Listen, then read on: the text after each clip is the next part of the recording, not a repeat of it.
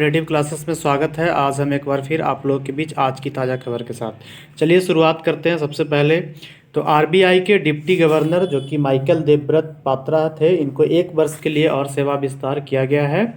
भारत के आरबीआई के deputy governor Michael Devvrat Patra ने दूसरी बार 1 वर्ष के लिए अपना विस्तार का घोषणा किया। यह उनके नेतृत्व में निरंतर विश्वास को दर्शाता है। भारत सरकार ने हाल ही में भारतीय रिजर्व बैंक के डिप्टी गवर्नर के रूप में माइकल देवव्रत पात्रा के एक कार्यकाल को एक अतिरिक्त वर्ष के लिए बढ़ाने की घोषणा की है।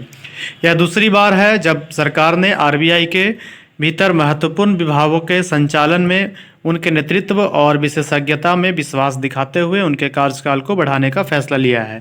तो आरबीआई के अभी प्रमुख कौन है? तो शक्तिकांत दास हैं। चलिए आगे बात करते हैं। 2023 में मेघालय बनीहाट भारत की सबसे प्रदूषित शहर बनी है। तो ये मेघालय में है बनीहाट। 2023 में भारत के सबसे प्रदूषित शहरों की सूची में मेघालय का बनीहाट शीर्ष पर है। इसके बाद बिहार का बेगूसराय और उत्तर प्रदेश में ग्रेटर नोएडा का स्थान आता है।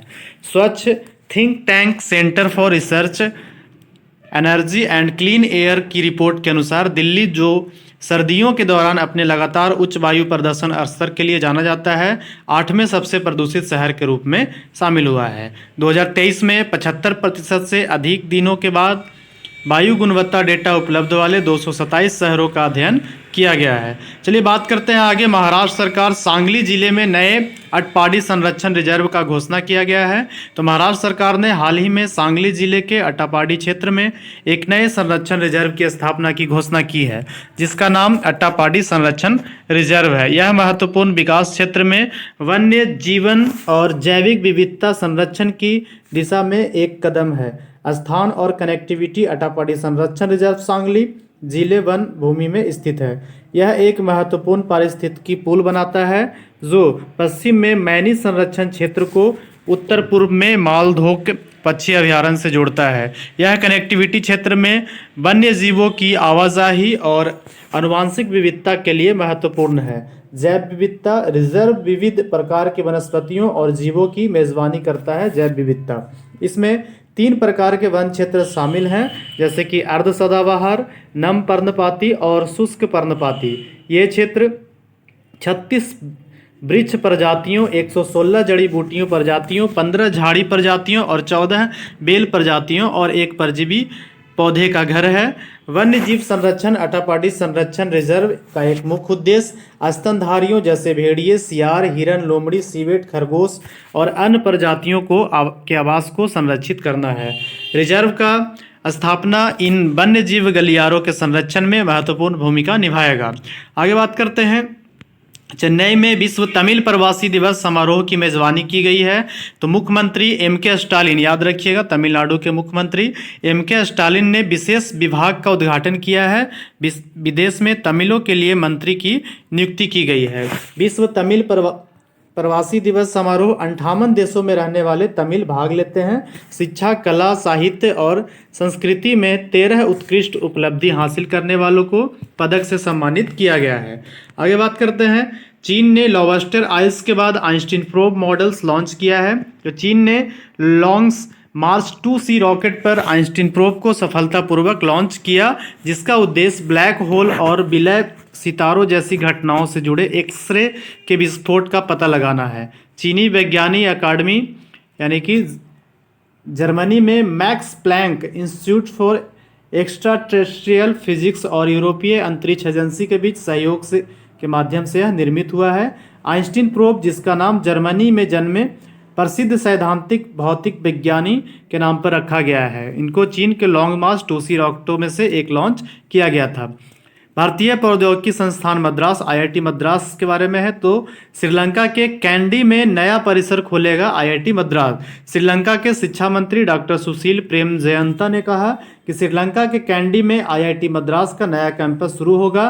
प्रसार भारती के विशेष संवाददाता से बातचीत में उन्होंने कहा कि यह प्रस्ताव श्रीलंका के राष्ट्रपति रानिल विक्रमसिंघे द्वारा वित्त मंत्री के रूप में वर्ष 2024 के लिए पेश बजट में शामिल है। उन्होंने कहा कि पिछले महीने अपनी भारत यात्रा के दौरान उन्होंने IIT मद्रास के निदेशकों और संकायों के डीन के साथ चर्चा की थी। डॉक्टर प्रेम जयंता ने कहा कि कैंपस शुरू करने के लिए आईआईटी की टीम श्रीलंका आने से पहले उनका मंत्रालय शिक्षाविदों की एक टीम आईआईटी मद्रास भेजेगा। चलिए आगे बात करते हैं। मित्सुबिशी हेवी द्वारा जापान के जासूसी उपग्रह को ले जाने वाले HIIA रॉकेट का सफल प्रक्षेपण किया गया है।